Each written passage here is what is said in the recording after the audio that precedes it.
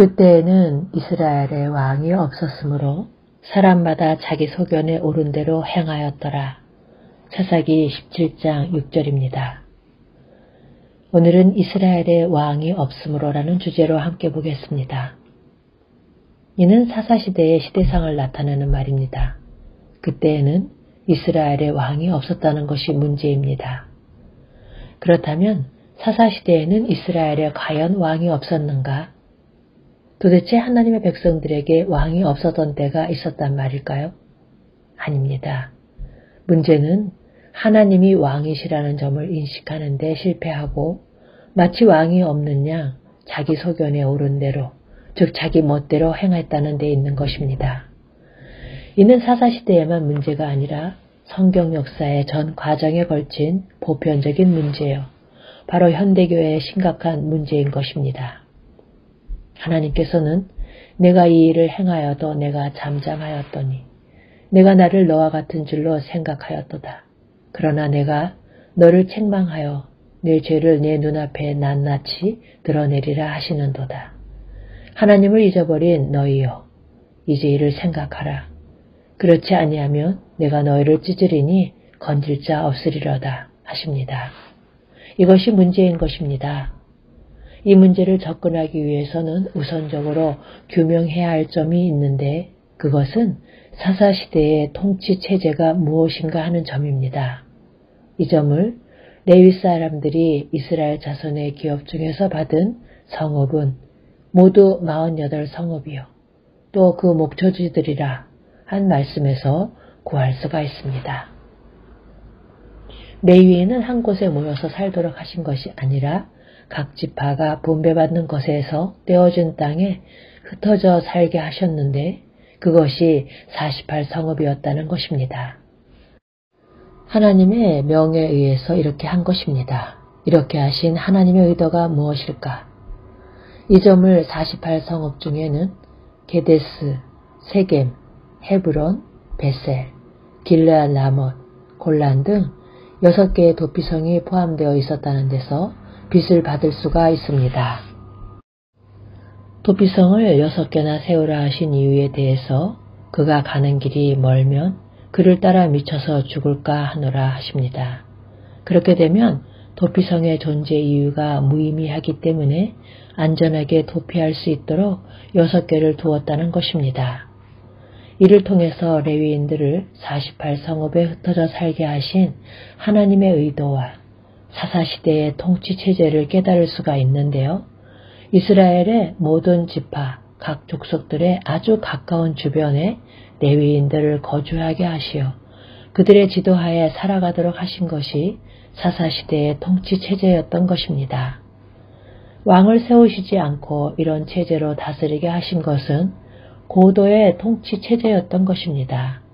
왜냐하면 사무엘 당시 장로들이 모든 나라와 같이 우리에게 왕을 세워 우리를 다스리게 하소서 하고 왕을 요구하자 하나님께서는 그들에게 엄히 경계하고 그들을 다스릴 왕의 제도를 알게 하라 하셨는데 이는 왕을 세우면 어떻게 되는 줄 아느냐 하신 뜻입니다. 이 점이 너희를 다스릴 왕의 제도는 이러하니라.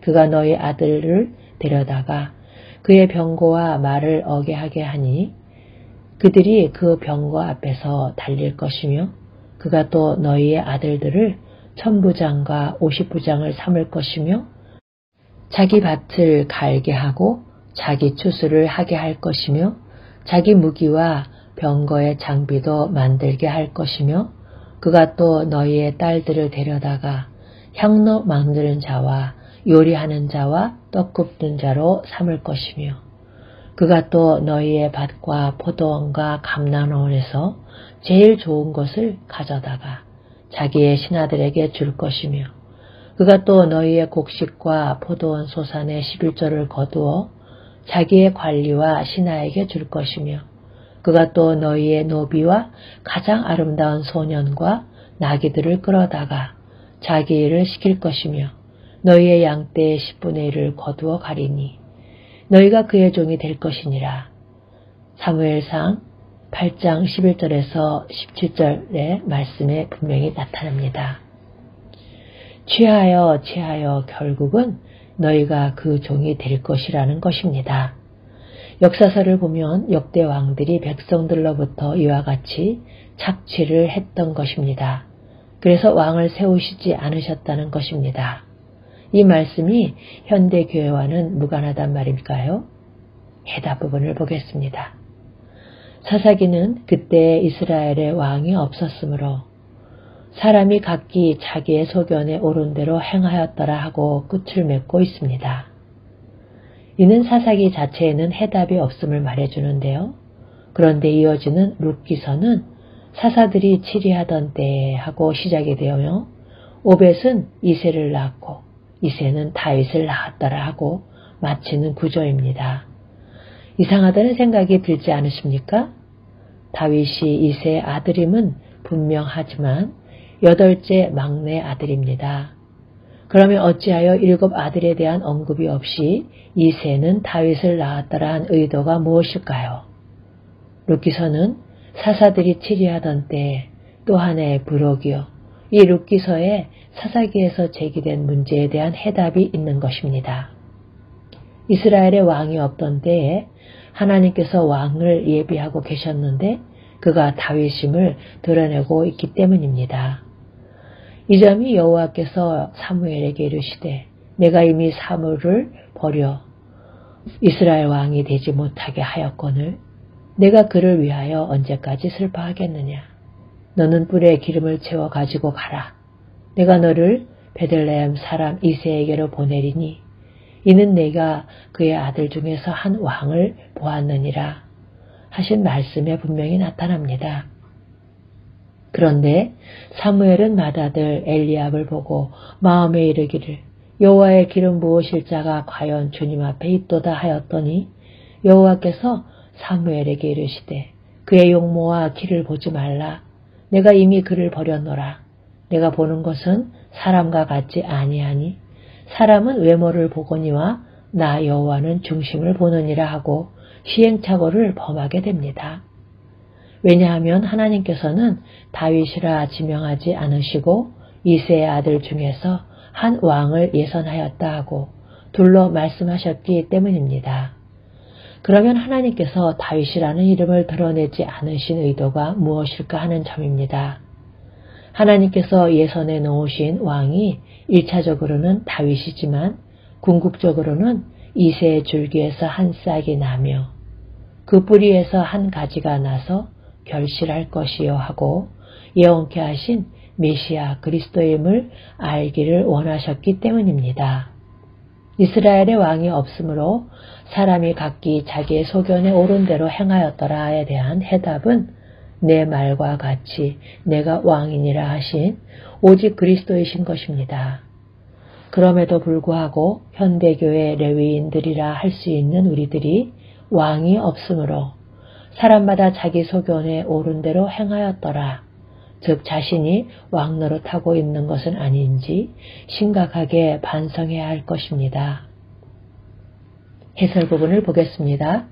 사사기에는 왕이 없으므로 하는 말이 후렴처럼 4번이나 등장합니다. 주목할 점은 왕이 없으므로라는 말이 어느 부분에 집중이 되어 있는가 하는 점인데요. 17장에서 21장입니다. 그리고 이 부분은 부록과 같은 부분으로 레위인의 타락성을 고발하는 내용입니다. 사사기에는 7번의 악순환이 기록이 되어 있는데 자기들의 하나님 여호와를 잊어버리고 바알들과 아세라들을 섬긴지라 여호와께서 이스라엘에게 진노하사 그들을 메소포타미아 왕 구산 니사다임의 손에 파셨으므로 이스라엘 자손이 여호와께 부르짖음에 여호와께서 이스라엘 자손을 위하여 한 구원자를 세워 그들을 구원하게 하시니 그 땅이 평온한지라. 이스라엘 자손이 또 여호와의 목전에 악을 행하니라. 여호와께서 모압 왕 에글론을 강성하게 하사 그들을 대적하게 하심에 하는 악순환이 7번이나 반복이 되고 있습니다. 그런데 놀라운 것은 이런 악순환이 반복이 되고 있는데도 48성읍에 살고 있는 레위인들이 단 한 번도 등장하지 않는다는 사실입니다. 혼란이 반복되는 암흑시대에 제사장과 레위인들은 도대체 어디서 무엇을 하고 있었느냐 하고 묻지 않을 수가 없습니다. 그리고 이는 바로 오늘의 그리스도인들에 대한 질문인 것입니다. 왜냐하면 현대교회의 체제가 사사시대의 통치체제와 같고 오늘의 레위인들이 왕 같은 제사장들인 그리스도인들이기 때문입니다. 그때에 이스라엘의 왕이 없음으로 하는 후반부에 가서야 레위인이 등장하는데 17장에 등장하는 레위인은 유다 가족에 속한 유다 베들레헴의 한 청년이 있었으니 그는 레위인으로서 거기서 거류하였더라.